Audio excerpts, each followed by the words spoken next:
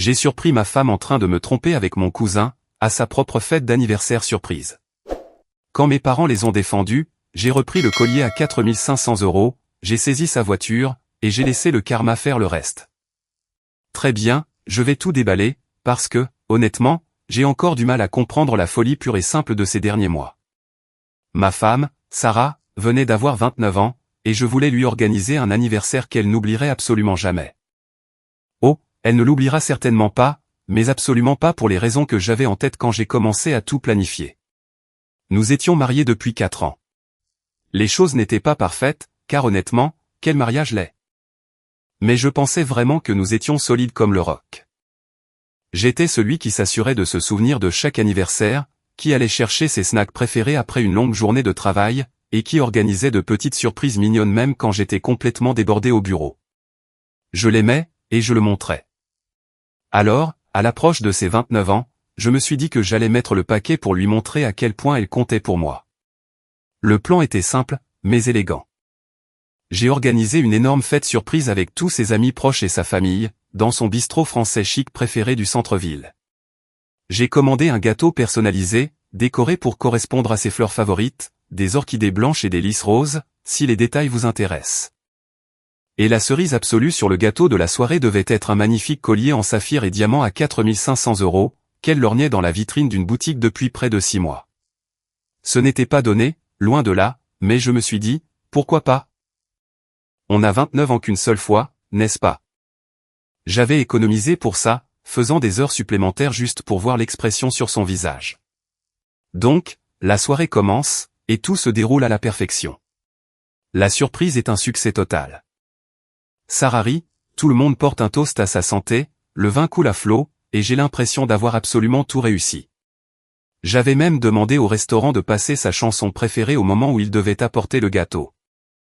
Tout le monde passait un moment fantastique, et j'étais simplement assis, heureux de la voir s'amuser, entouré des gens qu'elle aimait. Mais ensuite, quelque part entre le plat principal et l'arrivée du gâteau, j'ai remarqué qu'elle avait disparu. Je ne me suis pas inquiété tout de suite.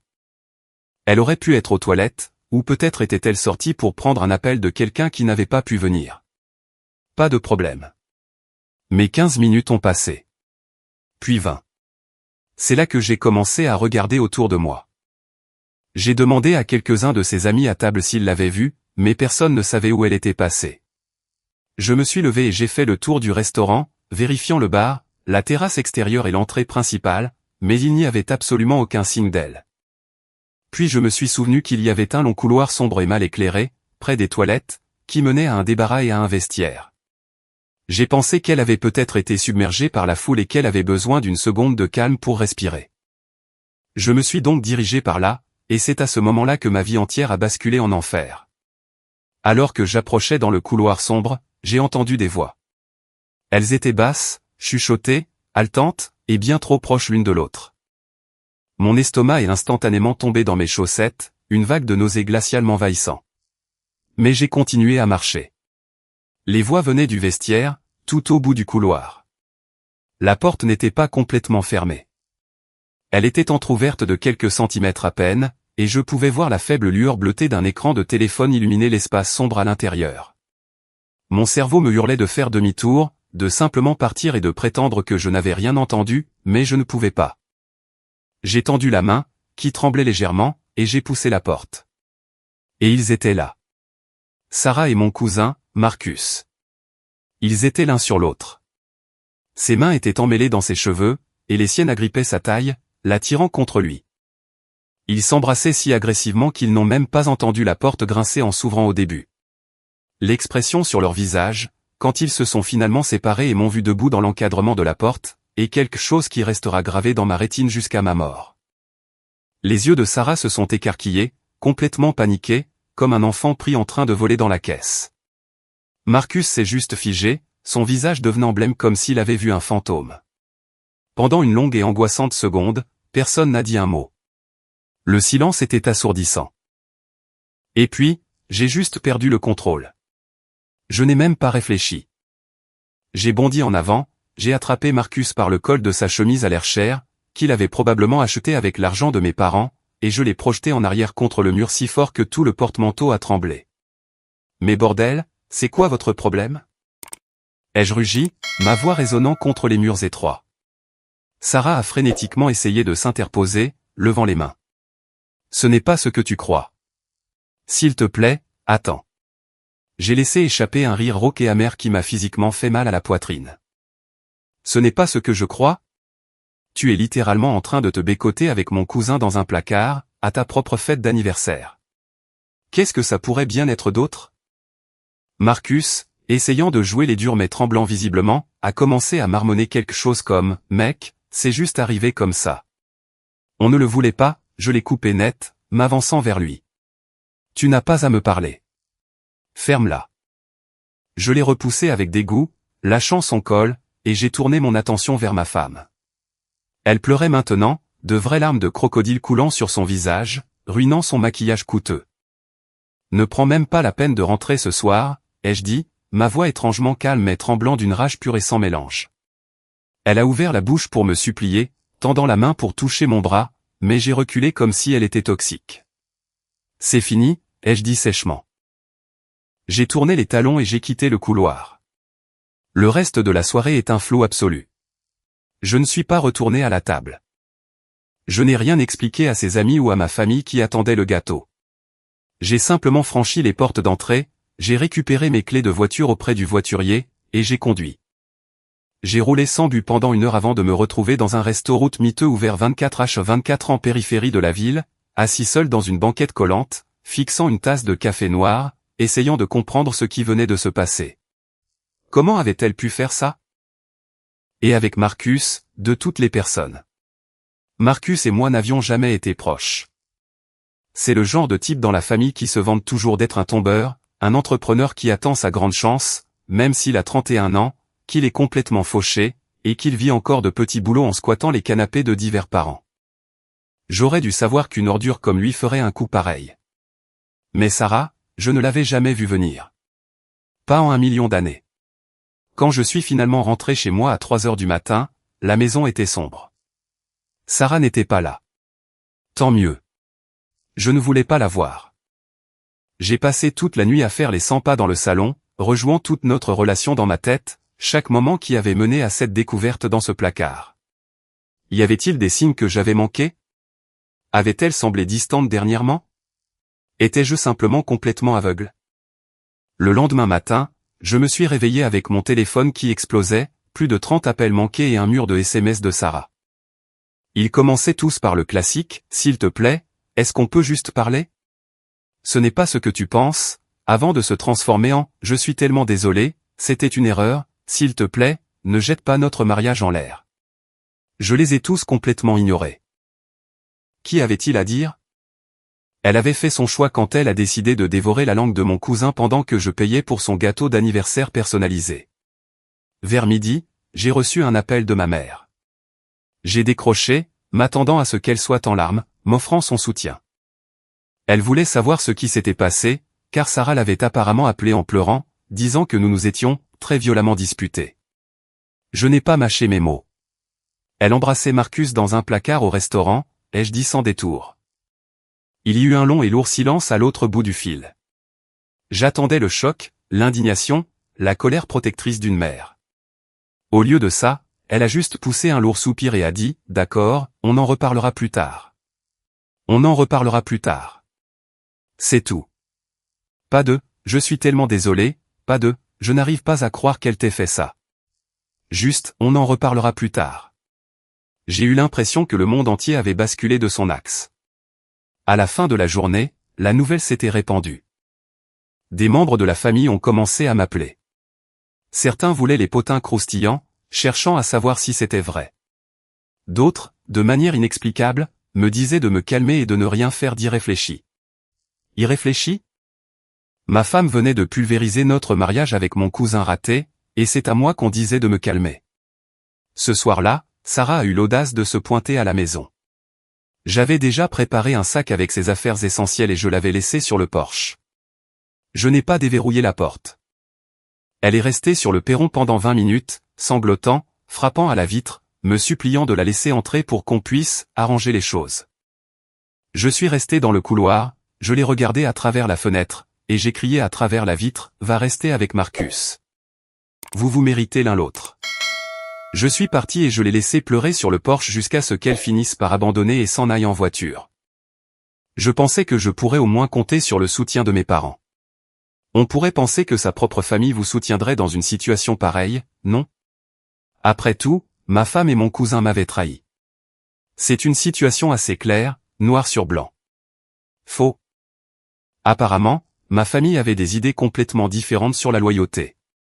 2 jours après le désastre au bistrot, ma mère m'a appelé et m'a demandé de passer chez eux. Nous devons parler, a-t-elle dit, en utilisant ce ton sérieux et délicat qu'elle emploie quand quelqu'un meurt. Je pensais que ce serait l'occasion pour eux de prendre des nouvelles de mon état mental, de m'offrir une épaule sur laquelle pleurer, ou peut-être de me dire qu'ils avaient passé un savon à Marcus pour avoir détruit ma vie. Je ne m'attendais absolument pas à une intervention en règle, montée contre moi. Je suis arrivé chez eux et j'ai immédiatement remarqué l'ambiance étrange et suffocante. Mon père était assis à la table de la salle à manger, les bras fermement croisés sur sa poitrine, l'air sévère. Ma mère faisait les 100 pas, comme si elle répétait un discours diplomatique. À la seconde où je suis entré, mon instinct m'a dit que ça n'allait pas se passer comme je l'espérais. « Assieds-toi », a dit mon père, en désignant la chaise juste en face de lui. Pas de « Salut, fiston, comment tu tiens le coup », pas de « Nous sommes tellement désolés ». Juste, direct au but. Je me suis assis, me mettant instantanément sur la défensive. Nous devons parler de Sarah et Marcus, a commencé ma mère, s'asseyant enfin. Mon estomac s'est noué.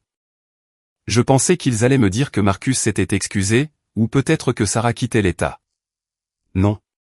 Ce qui est sorti de la bouche de ma mère ensuite m'a donné envie de retourner physiquement la lourde table en chêne. Écoute, ce qui s'est passé n'était pas idéal, a-t-elle dit, agitant la main d'un air dédaigneux, comme s'ils avaient accidentellement renversé un verre de vin rouge sur le tapis pendant le dîner. Mais ce sont des choses qui arrivent, chérie. Des choses qui arrivent. Ai-je répété, ma voix s'élevant bien plus fort que prévu. Qu'est-ce que ça veut dire? Elle m'a trompé avec Marcus. Au cas où tu l'aurais oublié, c'est ton neveu. Mon père a levé la main comme un arbitre sifflant un temps mort. Fiston, nous ne disons pas que c'est bien, mais nous devons être réalistes. Si Sarah et Marcus ont de vrais sentiments l'un pour l'autre, tu ne peux pas les forcer à rester séparés. Tu ne peux pas te mettre en travers de l'amour. Je les ai dévisagés. Je n'arrivais littéralement pas à croire ce que j'entendais. J'ai éclaté de rire, non pas parce que c'était drôle, mais parce que c'était si totalement, terrifiante d'absurdité. Vous essayez sérieusement de justifier ça? Il se bécotait dans un placard, à une fête que j'ai payée. C'est ma femme. Marcus est mon cousin. Quelle partie de tout ça est de l'amour? Quelle partie de tout ça est acceptable? Écoute, a dit ma mère, tendant la main sur la table pour toucher la mienne, comme si un ton plus doux allait rendre cette trahison plus digeste. Personne ne dit que c'est acceptable. Mais s'ils ont quelque chose de vrai. Quelque chose de vrai? Les jeux interrompus, retirant violemment ma main. Ils se sont vus en cachette dans mon dos. Ce n'est pas vrai, c'est dégoûtant. Ce sont des menteurs. À ce stade, mon sang bouillait. J'ai regardé mon père, espérant désespérément un peu de soutien, espérant qu'il se ressaisirait et réaliserait à quel point leurs propos étaient insensés. Mais il a juste soupiré, se frottant les tempes, et a dit, « Tu dois passer à autre chose. T'accrocher à cette colère n'aidera personne. Ça va déchirer la famille si tu fais toute une scène à ce sujet. Passe à autre chose. » C'est ce qu'il voulait que je fasse. Il voulait que je prétende que rien de tout ça n'était arrivé. Que je demande le divorce en silence, que je laisse Sarah et Marcus s'enfuir ensemble vers le soleil couchant, et que je passe à autre chose. Il était flagrant qu'ils se souciaient plus de sauver les apparences et de maintenir l'unité familiale que de reconnaître que c'était leur propre fils qui venait de se faire arracher le cœur. « Vous êtes incroyable », ai-je dit en me levant brusquement, ma chaise raclant bruyamment le parquet. « Vous prenez sérieusement leur parti ?»« Nous ne prenons pas parti », a dit rapidement ma mère, l'air paniqué. « Nous pensons juste que c'est mieux pour tout le monde si nous gérons ça calmement et avec maturité. » Calmement, ai-je ri amèrement en me dirigeant vers la porte. Vous voulez que je gère ça calmement? Très bien. Voilà ma version du calme, c'est fini avec eux deux. Et si vous voulez continuer à trouver des excuses à ces deux parasites manipulateurs, alors c'est aussi fini avec vous. Ma mère a eu l'air sincèrement blessée, haletant et se tenant la poitrine. Mais je m'en fichais. Je n'allais pas rester là à les laisser agir comme si la trahison de Sarah et Marcus n'était qu'un petit inconvénient social que nous pourrions tous régler autour du dîner de Thanksgiving. Je suis sorti en trombe, claquant la porte d'entrée derrière moi si fort que la vitre a tremblé. Le temps que je rentre à la maison, mon téléphone explosait à nouveau. Mes parents m'envoyaient des SMS, me disant que j'étais déraisonnable, puéril, et que je devais revenir pour que nous puissions en discuter. En discuter ? Il n'y avait rien à discuter.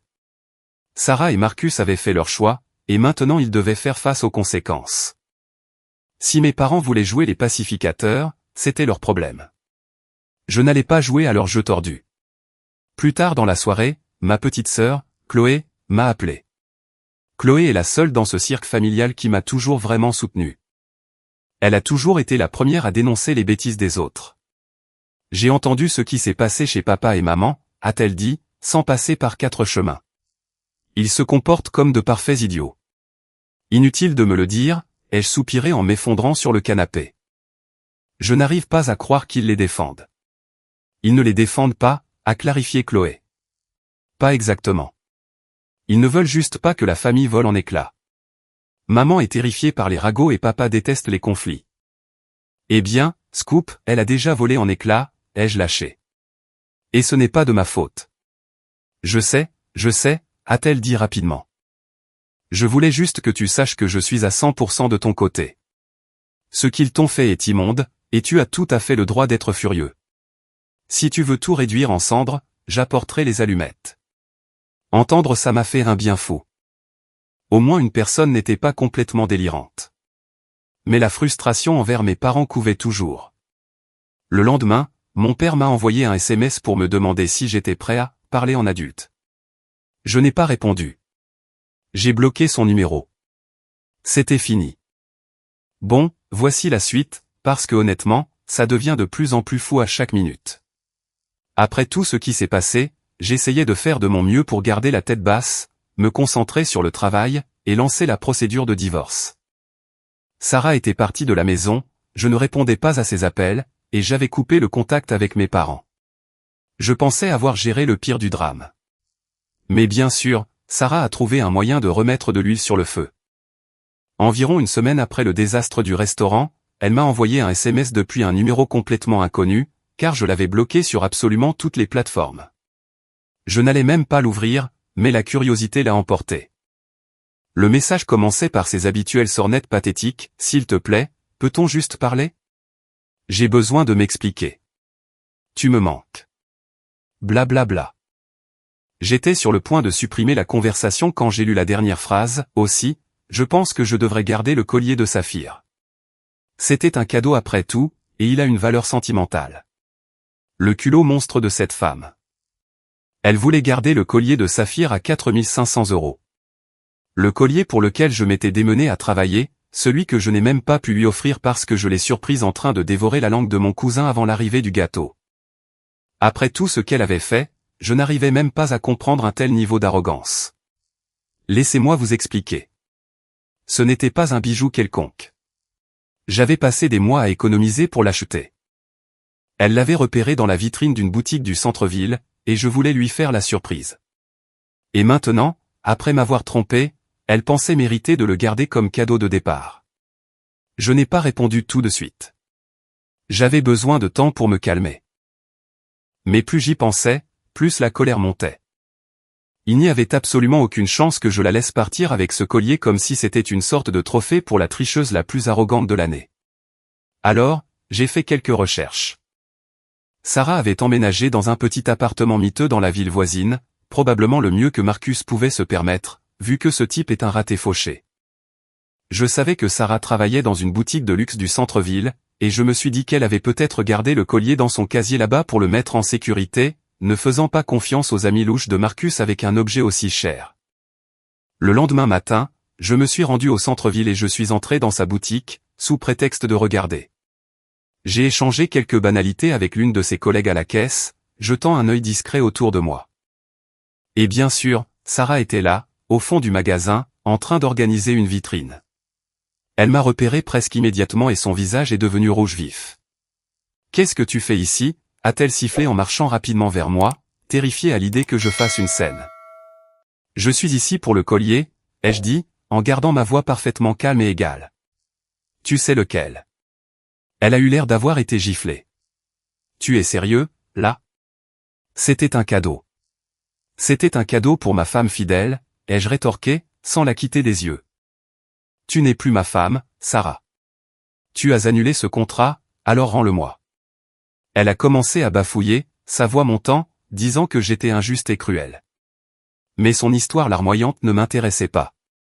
Tu peux me le donner maintenant, en silence, ou je peux appeler la police et expliquer exactement pourquoi je reprends un bien volé. C'est toi qui vois. À ce moment-là, sa responsable, une femme plus âgée à l'air sévère, a remarqué l'agitation et s'est approchée. Sarah a immédiatement essayé de se faire passer pour une victime, pleurant que son ex-violente essayait de lui voler ses affaires. Je n'ai même pas scié. J'ai sorti mon téléphone et j'ai montré à la responsable le reçu numérique du collier, prouvant que j'étais le seul acheteur, et j'ai expliqué qu'il n'avait jamais été légalement offert, l'événement ayant été interrompu par son infidélité. La responsable, clairement très mal à l'aise et ne voulant pas de la police dans sa boutique de luxe, a regardé Sarah et a dit « Donne-le-lui, Sarah. » Maintenant. Sarah m'a fusillé du regard, rempli de haine. Elle est partie en trombe vers l'arrière-boutique, marmonnant entre ses dents, et est revenue 5 minutes plus tard avec l'écrin en velours à la main. Tiens, a-t-elle lancé, me jetant pratiquement la boîte à la poitrine. J'espère que tu es content, sale petit con mesquin. Oh, je le suis, ai-je dit en attrapant la boîte et en la glissant dans la poche de ma veste. Merci de rendre les choses si faciles. Je suis sorti de ce magasin en sentant un poids énorme s'enlever de mes épaules. Je ne reprenais pas seulement un bijou. Je reprenais ma dignité. J'ai conduit directement chez un autre bijoutier de l'autre côté de la ville et j'ai vendu le collier. Je me fichais de ne pas en obtenir la valeur totale de 4 500 €. J'ai subi une légère perte, j'ai reçu une liasse de billets sur le champ, et je l'ai immédiatement utilisé pour m'acheter un ordinateur portable de jeu haut de gamme et des améliorations coûteuses pour mon camion. Bien sûr, Sarah n'allait pas laisser tomber. Ce soir-là, elle m'a envoyé un SMS depuis un autre numéro. Tu es pathétique. Tu as volé mon collier, j'espère que tu te sens fort maintenant. J'ai bloqué ce numéro aussi. Puis est venue la messagerie vocale de Marcus. Il m'a appelé plus tard cette semaine-là, sa voix suintant de cette fausse assurance arrogante. Yo, mec, tu dois vraiment grandir et arrêter d'être si aigri. Laisse le bijou à Sarah. Tu agis comme un enfant. J'ai supprimé le message en riant. S'il pensait que l'opinion d'un squatteur de canapé de 31 ans m'importait, il était plus stupide que je ne le pensais. Mais le collier n'était que l'apéritif. Le plat principal, c'était la voiture. Pour la petite histoire, l'année dernière, pour notre 3e anniversaire, j'avais acheté à Sarah un élégant cabriolet bleu métallisé. Il n'était pas neuf, mais il était sportif, propre, et exactement ce qu'elle réclamait. Légalement, la voiture était à 100% à mon nom. J'ai géré la compte, les mensualités, l'assurance et l'immatriculation. Sarah n'y avait jamais contribué d'un centime. Quand je l'ai mise à la porte, je n'ai pas pensé à reprendre les clés tout de suite, j'étais trop concentré sur le fait de la faire disparaître de ma vue. Mais avec le temps, en entendant par les rumeurs familiales qu'elle et Marcus se baladaient en ville, jouant au couple dans mon cabriolet bleu, ça a commencé à me ronger. Pourquoi diable devrait-il profiter d'un luxe pour lequel je payais 450 € par mois? Le point de bascule est arrivé lorsque mon ami David, qui est chef d'atelier dans un concessionnaire local, m'a appelé à l'improviste. Mec, a dit David, l'air confus. Je crois que je viens de voir ton cabriolet bleu. Qu'est-ce que tu veux dire, ai-je demandé. Un type à l'air négligé, grand, cheveux noirs, vient de l'amener pour une vidange et une rotation des pneus, a expliqué David.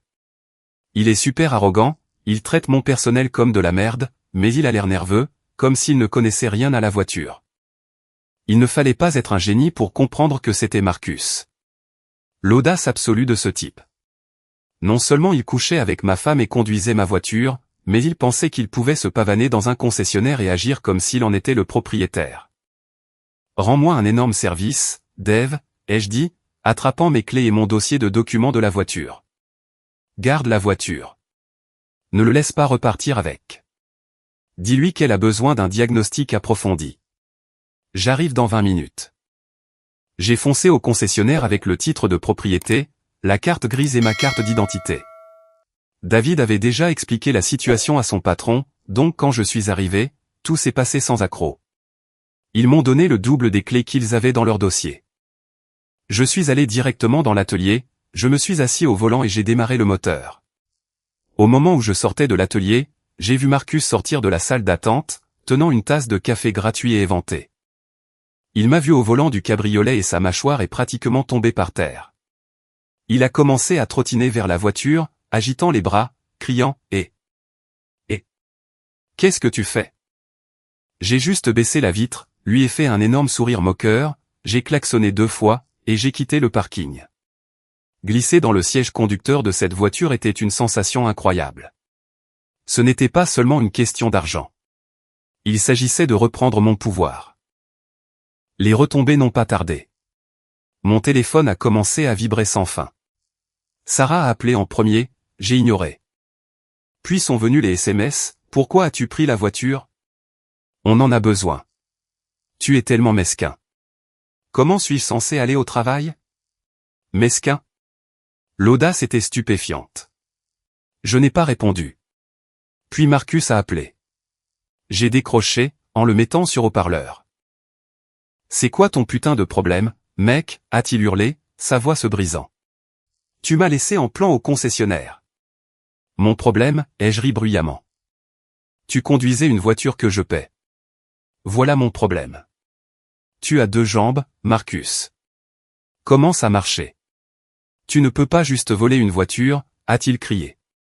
C'est illégal. J'appelle les flics. En fait, non, ai-je répondu calmement. La voiture est à mon nom. L'assurance est à mon nom. Légalement, c'est ma propriété. Tu devrais peut-être te renseigner sur le fonctionnement de la propriété avant de me menacer avec la police. Dis à l'opérateur que je lui passe le bonjour. Il a commencé à hurler toutes les insultes du dictionnaire, me traitant d'aigri et de complexé. J'ai juste raccroché. Chloé m'a appelé ce soir-là, riant si fort qu'elle en avait le hoquet. Marcus est en train de péter les plombs. Il a dû prendre un bus pendant 2 heures pour rentrer. Il raconte à toute la famille que tu es un psychopathe qui leur a volé leur seul moyen de transport. Apparemment, Sarah et Marcus comptaient sur ce cabriolet pour tout, les courses, les démarches, et la soi-disant recherche d'emploi de Marcus. Sans lui, ils étaient complètement coincés dans leur HLM minable. Ma mère a laissé un message vocal larmoyant plus tard dans la nuit. Chérie, je comprends que tu souffres, mais prendre la voiture, c'était si cruel. Ils ont des difficultés en ce moment, et tu ne fais que leur rendre les choses plus difficiles. S'il te plaît, montre-toi supérieur. Des difficultés ? Tant mieux. Peut-être qu'ils auraient dû penser à leurs besoins en transport avant de décider de se bécoter dans un placard. Je ne l'ai pas rappelé. J'ai garé le cabriolet dans mon allée, bien en vue de tout le monde, et j'ai dormi comme un bébé. Si vous pensiez que le drame était terminé après la saisie de la voiture, attachez vos ceintures, car l'univers a décidé qu'il n'en avait pas tout à fait fini avec Marcus et Sarah. Le karma est revenu, et il avait une batte de baseball à la main. Tout a commencé par un appel téléphonique d'urgence de Chloé. À ce stade, elle était mon seul lien avec le réseau de ragots de la famille. Tu ne vas jamais croire ça, a-t-elle dit, à bout de souffle. Quoi encore, ai-je demandé en me servant une tasse de café. Marcus a enfin trouvé un travail chez McDonald's. Mieux, a dit Chloé, vibrant presque d'excitation. Marcus s'est fait arrêter. J'ai failli laisser tomber ma tasse. Arrêter pourquoi ? Vol à l'étalage, a-t-elle dit en éclatant de rire. Il a essayé de voler un tas de montres connectées haut de gamme dans un magasin d'électronique au centre commercial et il s'est fait prendre la main dans le sac. J'ai renversé la tête en arrière et j'ai ri si fort que mes côtes me faisaient mal. Bien sûr. Bien sûr que Marcus ferait quelque chose d'aussi insondablement stupide. C'est le type qui pensait pouvoir me berner, qui pensait pouvoir voler ma femme et conduire ma voiture sans conséquence. Chloé m'a donné tous les détails. Depuis que j'avais repris la voiture, Marcus et Sarah étaient complètement fauchés. Le travail de Sarah dans la boutique payait à peine le salaire minimum, et Marcus refusait de faire un travail manuel. Donc, dans sa sagesse infinie, Marcus a décidé que le meilleur moyen de gagner de l'argent rapidement était de voler de l'électronique et de la revendre sur Facebook Marketplace. Il est entré dans le magasin, a attendu que les employés soient distraits, et a utilisé une pince coupante pour sectionner les attaches de sécurité de 3 montres connectées à 800 €. Il les a fourrées dans les poches de sa veste et a essayé de sortir nonchalamment. Malheureusement pour lui, l'agent de sécurité du magasin l'observait sur les caméras de sécurité 4K depuis le début. Le temps que Marcus atteigne les portes coulissantes, il y avait 2 agents de sécurité et un policier du centre commercial qui l'attendaient. Ils l'ont plaqué au sol, ont appelé la vraie police, et Marcus a été emmené, menotté, pleurant comme un bébé devant une foule de clients.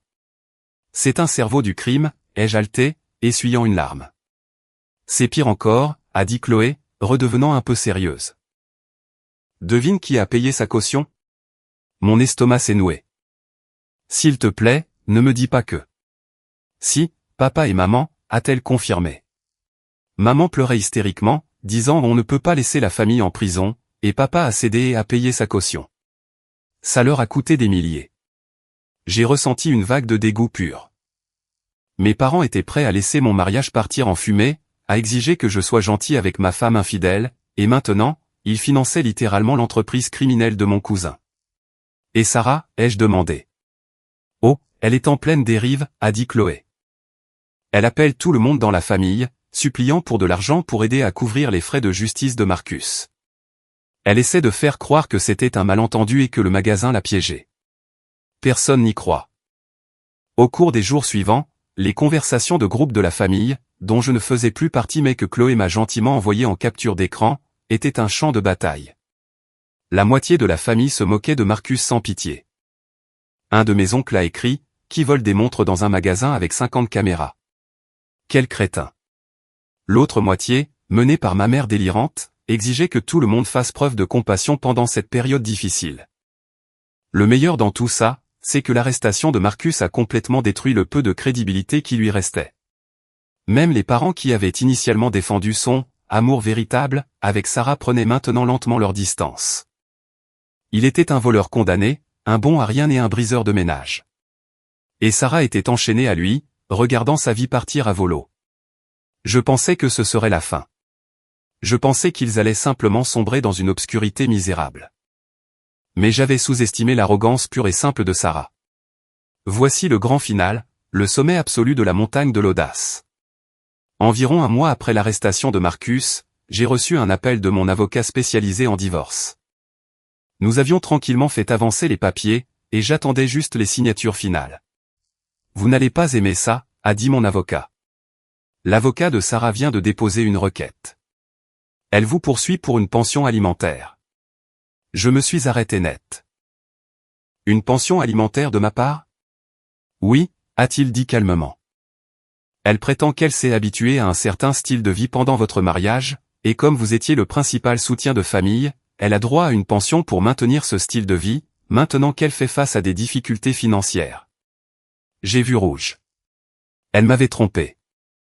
Elle avait emménagé avec l'homme avec qui elle m'avait trompé. Elle avait essayé de voler ma voiture et mes bijoux. Son nouveau petit ami était un criminel. Et maintenant, elle voulait mon salaire pour financer leur vie misérable. Peut-elle vraiment gagner, ai-je demandé, la voix tendue. N'importe qui peut déposer une requête, a dit mon avocat avec confiance. Mais la gagner, étant donné les circonstances, c'est très peu probable. Nous sommes dans un état où le divorce pour faute est reconnu. Son infidélité, combinée au fait qu'elle cohabite avec son amant, nuit gravement à sa demande. De plus, nous avons une montagne de preuves montrant que vous avez tout payé. Nous devons juste les présenter correctement au juge et l'écraser complètement. Écrasons-la, ai-je dit. Au cours des 3 semaines suivantes, mon avocat et moi avons monté un dossier en béton.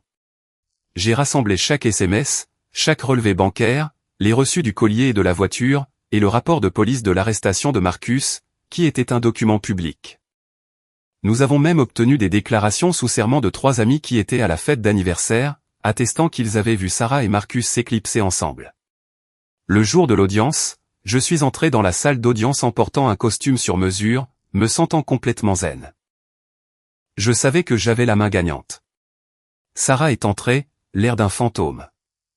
Elle avait des cernes sous les yeux, ses vêtements semblaient bon marché et froissés, et elle avait l'air de ne pas avoir dormi depuis une semaine.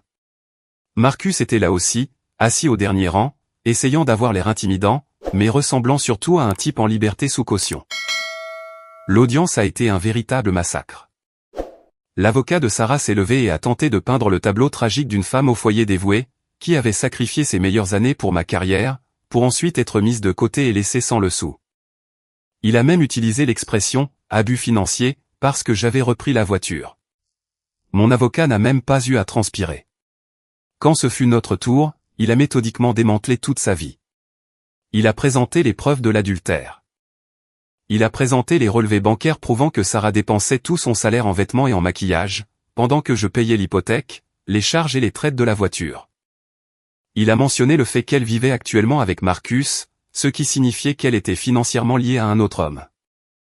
Et le coup de grâce absolu, mon avocat a évoqué la récente arrestation de Marcus, soulignant que Sarah demandait mon argent pour potentiellement financer la défense pénale de son petit ami. La juge, une femme plus âgée et sévère, sans aucune patience pour les bêtises, a regardé Sarah par-dessus ses lunettes. Je pouvais littéralement voir le dégoût dans ses yeux.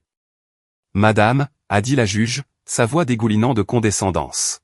« Vous avez commis l'adultère, abandonné le domicile conjugal, emménagé avec votre amant. Et vous demandez maintenant à ce tribunal de forcer votre ex-mari à subventionner votre nouvel arrangement de vie. La demande de pension alimentaire est absolument rejetée. Vous vous débrouillerez avec votre propre situation financière. » L'audience est levée. Le marteau a frappé. Le son ressemblait à un coup de feu, celui de la victoire pure. Je n'ai même pas regardé Sarah en sortant de la salle d'audience. Je n'en avais pas besoin. J'avais gagné. Mais l'univers, comme je l'ai mentionné, adore une bonne chute. Quelques semaines après l'audience, Chloé m'a appelé avec la dernière nouvelle. « Ils ont rompu », a dit Chloé, riant si fort qu'elle en reniflait. « Qui, Sarah et Marcus ?» Oui, s'est-elle réjouie. Apparemment, le stress du procès, le fait d'être complètement fauché et le risque que Marcus aille en prison les ont finalement poussés à se retourner l'un contre l'autre. Sarah a fait ses valises et l'a quitté. « Waouh, le véritable amour triomphe de tout », ai-je dit sarcastiquement. « Où va-t-elle aller ?»« C'est ça le meilleur », a dit Chloé, baissant la voix comme si elle partageait un secret d'État. Elle a essayé d'emménager chez papa et maman. Elle s'est pointée chez eux avec des valises, en pleurant, disant qu'elle n'avait nulle part où aller. J'ai retenu mon souffle. Papa a enfin montré qu'il avait une colonne vertébrale. Il lui a dit absolument pas. Il lui a dit qu'elle s'était mise dans cette situation toute seule, qu'elle avait ruiné leur relation avec moi, et il lui a claqué la porte au nez. Ils l'ont finalement lâché. Je me suis adossé à ma chaise et j'ai simplement souri. C'était la fin parfaite. Sarah, qui pensait pouvoir manipuler tout le monde, tricher, et s'en sortir, était maintenant complètement seule, fauchée et sans abri. Marcus faisait face à un procès pénal et était de retour au squattage de canapé. Mes parents, qui avaient essayé de jouer sur les deux tableaux, étaient finalement forcés de faire face à la réalité des monstres qu'ils avaient encouragés, et ils se retrouvaient à gérer la culpabilité de m'avoir repoussé. Quant à moi, je vais incroyablement bien. Le divorce est finalisé. J'ai vendu le cabriolet bleu à un particulier et j'ai utilisé l'argent pour verser un acompte massif sur un tout nouveau camion surélevé que j'ai toujours voulu. J'ai eu une promotion au travail. J'ai voyagé, et je vis ma meilleure vie, sans le poids mort d'une femme infidèle et d'une famille toxique qui me retenait. Alors, à tous ceux qui ont affaire à des partenaires infidèles, à des membres de la famille arrogants, ou à des gens qui pensent pouvoir vous marcher dessus, ne les laissez pas gagner. Ne vous laissez pas faire. Reprenez ce qui vous appartient. Coupez les ponts s'il le faut, et laissez le karma faire le reste. Et à Sarah et Marcus, si par miracle vous lisez ceci sur une connexion Wi-Fi empruntée, j'espère que vous appréciez les conséquences de vos actes. La victoire n'a jamais eu un goût aussi